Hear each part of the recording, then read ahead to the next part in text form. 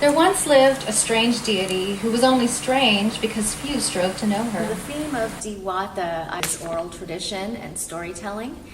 These poems in Diwata were very much written to be stories from Philippine mythology, but then also from my own family members. I grew up with a lot of storytellers, and so it wasn't just stories about once upon a time there was a this and a that, but also just stories about their lives, stuff that they'd experienced. I kind of don't even know anymore who my intended audience is. I know I was writing for myself.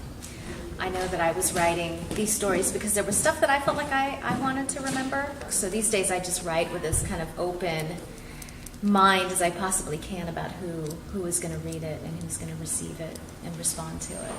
I started writing these poems probably my last semester in grad school in '04. As long as I've been literate, I've been writing stories. I decided that it was something that I was good at. My poetry and my sharing poetry was always fulfilling in terms of bringing together a community or connecting with others. Just wanting to hear more voices of color, more women of color, more Filipinas writing and sharing their work and publishing. I know some folks who come to me with their own concerns about being ethnically identified and really afraid that that'll just box them into a category and that'll be it for their identity as a writer. And I don't believe that for me it's limiting. Maybe there's a way into this work that those identifiers will kind of help me with.